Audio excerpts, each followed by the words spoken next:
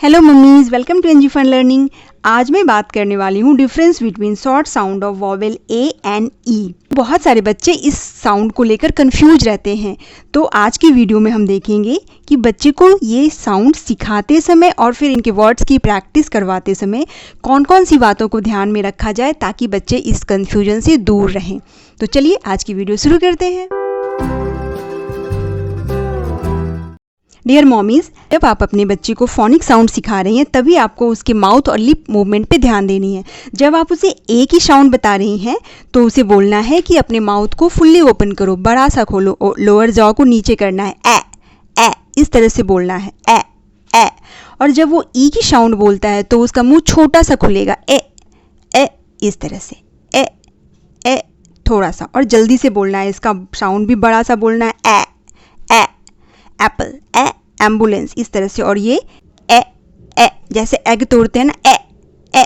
आप शायद इस फोटो से क्लियर हो जाएगी आपको। इस तरह से जब वो ए की साउंड बोल रहा है, ए, तो ये इस तरह से माउथ ओपन होगा, लोअर जॉ नीचे आएगा, अपर जॉ ऊपर जाएगा, इस तरह से माउथ ओपन होगा। और जब वो ई की साउंड बोल रहा है तो उसका माउथ इस तरह से ओपन होता है। आप ध्यान देना। आप इसके लिए चाहो तो बच्चे को मिरर के सामने खड़ा करके उसे खुद को बोलने को और देखने को बोलो।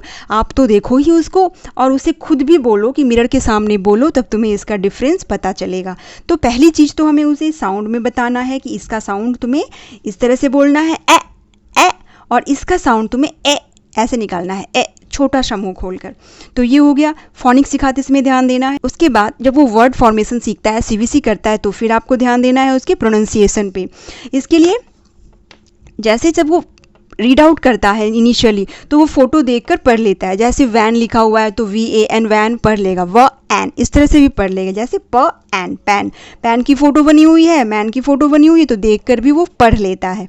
पर जब बात लिखवाने की आती है, डिक्टेशन की आती है, तो या फिर जब आप उससे बुक बंद करके बोलोगे कि अब इसकी स्पेलिंग बताओ पैन की, तो फिर वो गड़बड़ कर सकता है। जैसे अब पैन और पेन इस तरह के कुछ वर्ड सेट्स बना दिए हैं मैंने जो कंफ्यूजिंग है। जैसे मैन और मेन में दिक्कत करते हैं बच्चा, बैग और बेग में मेरा बच्चा बहुत टाइम तक कंफ्यूज रहा था। इसी तरह से सैट और सेट में, टैन और टेन में, इस तरह के मैंने कुछ वर्ड्स के पेयर बना दिए। आप चाहो तो इसका स्क्रीनशॉट ले लो और इसकी प्रैक्टिस करवाओ बच्चे की। वर्बली आप बोलोगे पेन। अब बच्चे को बोलो लिखने के लिए या फिर इसकी स्पेलिंग बताओ मैंने क्या बोला, तो वो स्पेलिंग बताए। जैसे तोड़ कर पढ़े, न पेन, तो फिर सही बोल रहा है। अगर ये बोल दिया तो गलत बोल दिया। इसी तरह से फिर आप मैन बोलो, मैन की स्पेलिंग अगर वो MAN एन बोल रहा है तो सही बोल रहा है। फिर बेग बोल रही हैं आप, बैग, अगर ऐसे सुना रहा है वो तो सही है। या फिर बैग की स्पेलिंग ये लिख रहा है, मतलब वो समझ रहा है। तो बात यहाँ तो बच्चा इजीली कर लेता है, साउंड को समझ लेता है और बोल भी देता है, और फोटो देखकर वो पढ़ भी लेगा UKG में। पर जब बच्चा अपर क्लास में आता है, क्लास 1 और क्लास 2 में आता है, देन उसे जब लिखना होता है, उसकी डिक्टेशन होती है, वहाँ वो कंफ्यूज हो जाता है A और E में कि कहाँ A लिखना है, कहाँ E लिखना है। जनरली बैग को बैग लिख देगा, बैग को बैग लिख देगा। तो ये मिस्टेक्स बच्चे करते हैं। तो इसके लिए आप उसकी लिप मूवमेंट पे ध्यान दो और उसे बोलो कि पहले तुम ध्यान से सुनो कि किसकी साउंड आ रही। जैसे मेन, तो मेन ये कैसे होगा, एन मेन, शेट इस तरह से, टेन एन आ रहा है। और टैन अगर बोल रहे हो तो टैन, पैट इस तरह से। उसे ध्यान से सुनने को बोलो और मिरर के सामने बोलने को बोलो। तो इन लेटर्स को अगर वो मिरर के सामने खुद बोलेगा तो सही से समझेगा। के बाद ये तो हो गए इजी वाले CVC लेटर्स। फिर जब बच्चा और रीड करता है तो उसे कुछ और वर्ड्स भी मिलते हैं, तो उसकी प्रैक्टिस भी करवाओ। जैसे एंड, AND एंड हो रहा है, END एंड हो रहा है, एंड इस तरह से। इसी तरह से दैन, यहाँ A है तो दैन, और यहाँ पे E आ गया तो देन इस तरह से अंतर करके उसे पढ़ने को बोलिए। फिर इसी तरह से लैंड, लैंड,